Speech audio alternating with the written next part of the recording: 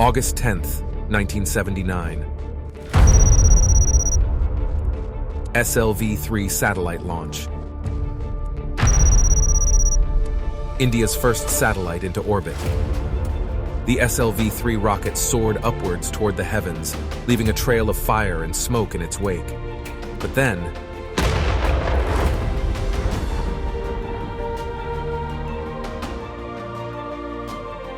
seeing the disaster, Abdul rooted to the spot. Disbelief, he thought to himself, is this the end of my dream?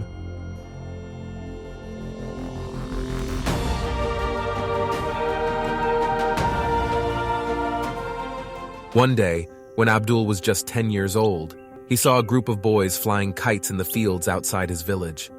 He was fascinated by the colorful kites soaring through the air and wanted to join in on the fun. As he approached the boys, one of them looked up and saw him. "Hey, what are you doing here?" he asked, sneering at Abdul. Abdul replied, "I want to fly a kite too." The boy laughed. "You don't have a kite, and even if you did, you wouldn't know how to fly it." Abdul felt his face flush with anger and humiliation. He had always been good at figuring things out on his own, and he wasn't about to let this bully get the best of him. "I'll make my own kite," he declared, "and I'll show you how to fly it." Abdul went home and fetched some bamboo sticks, paper, and string.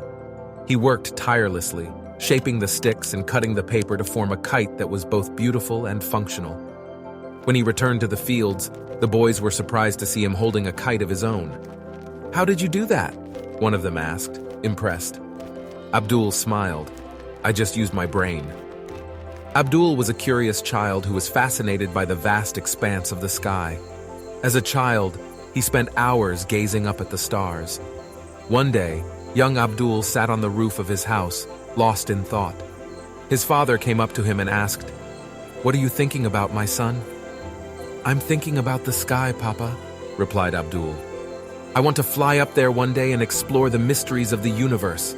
His father smiled and said, "Dream big, my son. Anything is possible if you have the determination and the will to succeed." Abdul village lacked proper educational facilities, and his family struggled to make ends meet. So Abdul decided to leave his home and village to pursue higher education. Abdul felt a mix of excitement and fear, as he had never been outside his village. The decision was not easy. He struggled to pay for his education and often had to work long hours to support himself. He also had to overcome discrimination in the school because of his background. Eventually, Abdul finished his Bachelor of Science in Physics. But Abdul felt deep down that this degree is not enough to achieve his big dreams. He realized that his true passion was engineering, and he wanted to learn how to fly. Abdul knew that changing his course of study would not be easy. He would have to overcome several challenges, including financial constraints and societal pressures. One day, Abdul gathered the courage to speak with his father about his decision. "Father, I know I have completed my BSc in physics, but I want to pursue a career in engineering," he said. His father was taken aback by his son's decision. "But Abdul, you have already completed your BSc. Why do you want to change your field of study?" he asked. Abdul replied, "I believe that engineering is my true calling. I want to use my knowledge to make a difference in the world." His father was silent for a moment and said, "I will do everything in my power to help you achieve your dreams." Abdul decided to take a challenge to apply for one of the crown jewels of the technical institution in India, known as MIT. He worked hard to secure a seat in college, but then he realized that he or his father doesn't have that much money to pay for the education. Abdul thought, this is it. He felt like he can't go beyond this. With a heavy heart, he came back to his village. One day, Abdul's sister Zora called to her home and said, "Abdul, I know how much you want to study and make a difference in the world. I will sell my gold bangles to help you pay for your college fees." Abdul was overwhelmed with emotion and replied, "Zora, I can't accept this. It's too much. You've been saving this for years." But Zora insisted, "Abdul, I know how important education is to you, and I want to do everything in my power to make your dreams come true. Your success will be my success too." Abdul was speechless, his eyes brimming with tears. He hugged his sister tightly and said, "Thank you for believing in me." In college, for the first time, Abdul saw an aircraft which kept for education purposes. He stood there in awe, admiring its sleek design and powerful engines. A young man approached him. "It's a beautiful machine, isn't it?" he said. Abdul nodded, still lost in thought. "I've never seen anything like it before," he replied. The young man smiled. "I'm a student here, studying aerospace engineering. Would you like me to show you around the aircraft?" Abdul's face lit up, and he eagerly nodded.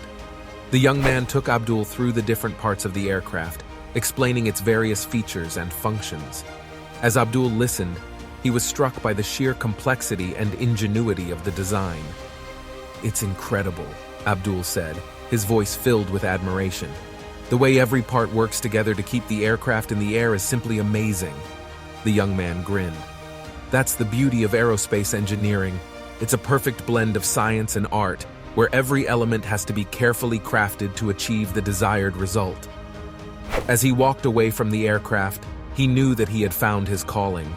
He would dedicate his life to studying and designing machines that could soar through the skies. In his final year at MIT, Abdul was assigned to design a micro-air vehicle that could fly in the air for an extended period. It was a challenging task that required creativity, innovation, and technical expertise. Abdul spent weeks working on the design, poring over diagrams and calculations, but no matter how hard he tried, he couldn't come up with a feasible solution. His frustration grew as the deadline approached. Finally, after days of struggling, Abdul presented his design to his professor. The professor took one look at it and shook his head in disappointment. "This is not what I expected from you," his professor said, holding up his design. "I'll give you 3 days to come up with a better design," the professor continued. "If you can't, I'm afraid I'll have to cancel your scholarship." Abdul felt like the ground had fallen out from under him. His scholarship was his lifeline. Without it, he wouldn't be able to afford to finish his studies. Next 3 days, Abdul threw himself into his work with renewed determination. He spent sleepless nights in the lab, tinkering with his design and refining his ideas. On the final day when Abdul was almost done with the designs, he felt someone's presence in his room. When he turned back, he saw his professor who came by to check on his work. He came closer to the design and was silent for some time, and then he turned and said, "Abdul, this design is outstanding. You have surpassed my expectations. I'm proud of you." Once Abdul graduated from MIT, he got an interview letter from the Air Force. Abdul sat in his small room, staring at the interview letter in his hands. He had always dreamed of flying, and the opportunity to join the Air Force seemed like the perfect way to make that dream a reality. He had studied hard, preparing himself for the interview. As he arrived at the interview, Abdul couldn't help but feel a sense of excitement and nervousness. He knew this was his chance to prove himself and secure his spot in the Air Force. The interview went well, and he felt confident that he had done his best. The results were announced. He had placed 9th out of the 25 participants, out of which they selected the first 8 participants, missing out on his chance to fly by just 1 spot. He felt like he had let himself down and failed to live up to his expectations. Feeling disappointed and lost, Abdul returned to his small room. His friend, who had been eagerly waiting for him to return, noticed the disappointment on his face and asked, "What happened, Abdul? How did the interview go?" Abdul could barely hold back his tears as he explained the results to his friend. "I missed the opportunity to fly by just 1 spot. I failed," he said, feeling defeated. But his friend refused to let him give up. "Accept your destiny and move on. You are not destined to be an aircraft pilot. Don't worry about this failure, as it was essential to lead you to your destination path," his friend said, placing a reassuring hand on his shoulder. Then Abdul got an interview at DTDP, where he got a job as a scientific assistant with a very minimum salary. Abdul knows with this job, his dreams of flying are gone, and he thought this is what life is destined to, and he accepted it. "Only hope," he said to himself, "even if I can't fly, I will build the things which fly high." One day, his supervisor came to Abdul and said, "I have a special project for you." Abdul's eyes widened with excitement. "What is it, sir?" he asked. "It's a hovercraft. We call it Nandi. This is going to be our first hovercraft ever built in India," his supervisor said. "I want you to lead this project." Abdul's heart leaped with joy. This was the kind of project he had always dreamed of. "I will do my best," he said with determination. Abdul knows this project is way bigger than his team. None of them have experience in building one. But Abdul decided to pour his heart and soul into the project. Piece by piece, part by the part, they started moving things.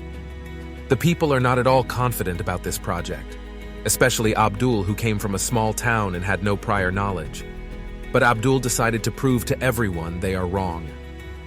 Finally, the day came when the Nandi was ready to be tested. Abdul watched nervously as the Nandi was launched, and everyone around was amazed to see the hovercraft. Abdul's heart swelled with pride. Abdul was very pleased with the testing and started keeping more effort into making a final version. Then one day his supervisor said, "I'm sorry, Abdul.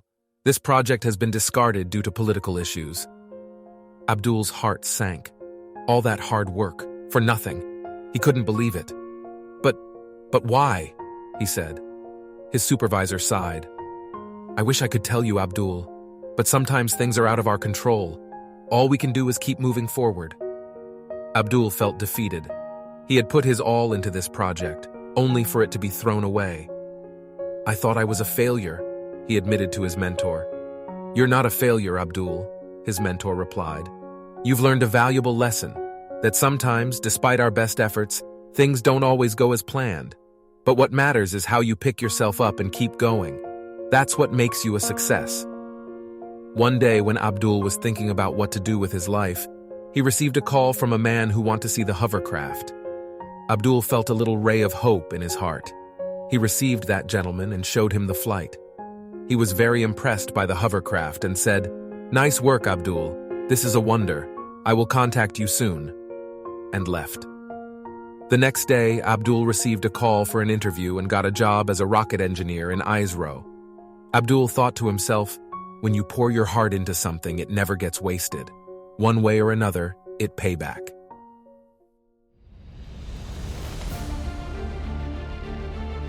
Being a rocket engineer, Abdul led many projects and successfully built and launched vehicles through NASA. One day, Abdul stood staring at the blueprint of the satellite launch vehicle, his mind racing with a million thoughts.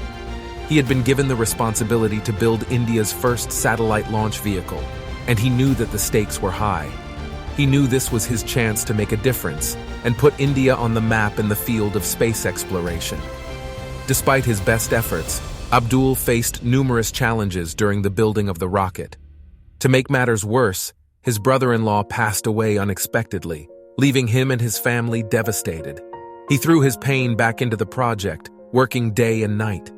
Days turned into weeks, and the rocket slowly began to take shape. One day, as he was going through the designs, Abdul received news that his father is no more. Abdul's world came crashing down when he received the news of his father's passing. He felt like he had lost his anchor, his guide, and his support system. Abdul, who had always been close to his father, was devastated beyond words. As Abdul stood there staring at the lifeless body of his father, tears streamed down his face. His mother put her hand on his shoulder and said, "Abdul, your father was a good man. He would have been proud of you." Abdul turned to his mother, tears still flowing from his eyes. "How can I go on without him, Amma?" he asked, his voice barely above a whisper. "You have to be strong, Abdul," his mother replied. "Your father would want you to be. He always believed in you, and so do I." As he was dealing with the loss of his father, Abdul received another terrible news. His mother had taken ill and was in critical condition. Despite his best efforts, Abdul's mother passed away, leaving him devastated and alone. His team noticed that he was struggling and tried to comfort him, but he pushed them away. "I have to focus on the project," he said, his voice choked with emotion. "I can't let my personal life interfere with my work." After so many sleepless nights and thousands of people working on the project, on August 10, 1979, the rocket was ready to launch the satellite. The atmosphere at the Sriharikota launch site was electric, as engineers and scientists bustled around in their white lab coats, making last-minute checks and adjustments to the SLV-3 rocket. The countdown began, and the world held its breath as the rocket engines roared to life and lifted off the launch pad. At first, everything seemed to be going according to plan. Just a few minutes into the flight, the rocket began to wobble and veer off course, as if possessed by a mind of its own. Abdul and the team tried a lot to bring the rocket back to the path, but the rocket started to spin out of control, hurtling towards the Earth at breakneck speed. In a matter of seconds, the SLV-3 rocket broke apart in midair, sending debris raining down from the sky. The world looked on in shock and horror, as India's dreams of becoming a major player in the space race came crashing down to Earth. Abdul's heart sank as he watched his life's work go up in flames. He was devastated, his dreams and aspirations crumbling before his eyes. He couldn't believe what had just happened. For a moment, he was lost in thought, his mind racing with questions and doubts. Was this the end of his career? Would he ever be able to recover from this failure? As he stood there, lost in his thoughts, one of his team members approached him. "Sir, are you okay?" the young man asked, concern etched on his face. Abdul looked up at the young man and sighed heavily. "I don't know," he replied, his voice barely above a whisper. "I have spent my entire life working towards this moment, and now it's all gone." Abdul barely slept or ate that day. The next day, there was a post-flight review committee of more than 70 scientists. As Abdul entered the post-flight committee room, he could feel the tension in the air. The launch of SLV-3 had been a failure, and he knew that he would be held accountable for it. He took a deep breath and greeted the committee members. Everyone discusses what went wrong and comes to the conclusion that it's a system malfunction. But Abdul stood up and said, "As a mission director, I take full responsibility for this failure. Even if it's system failure, I should have taken more responsibility." Everyone was silent, and they know Abdul's persistence and dedication. Next few days, Abdul indulged himself in books and all the great stories and how they went through failure in life to be in that successful state. These thoughts helped Abdul to withstand irreversible setbacks. Finally, Abdul decided to work on this project again, and he went full on to build the satellite launch vehicle again. Abdul and his team worked tirelessly, and with the learnings from past mistakes, they are ready for the launch. It was just a few days before the big launch, and the team was flying to the station with a vital piece of equipment, the transponder device. The device was crucial for the successful launch of the SLV-3 satellite, as it allowed for the tracking of the vehicle from the takeoff site to its final impact point. As they landed at the airport, things took a terrifying turn. The aircraft began to lose control, and before they knew it, they had overshot the runway. Panic ensued as everyone desperately searched for a way to escape the plane and save their lives. Everyone had made it out of the plane except for one person, Sivakami. The team began frantically calling out his name, hoping he was okay. Just when they thought they had lost all hope, Sivakami emerged from the smoke, hugging the transponder closely to his chest like it was a baby. His teammates were relieved to see him alive and well. "Are you okay, Sivakami? Thank God you made it out," one of his teammates exclaimed. Sivakami nodded, still in shock from the experience. "I couldn't leave without the transponder. It's too important for the launch," he explained, his voice trembling. His teammates looked at him with admiration and gratitude. They knew that without Sivakami's quick thinking and bravery, the launch would have been impossible. As they left the airport and headed toward the launch site, the team couldn't help but feel a newfound sense of camaraderie and respect for one another. They had been through a life-threatening situation together and had come out stronger because of it. The 18th of July, 1980 at 8:03, the rocket took off. Everyone is watching by holding their breath. Then, Abdul took the mic and said, "India's first satellite from an Indian-made launch vehicle is in orbit. This success is not just us, but the entire nation."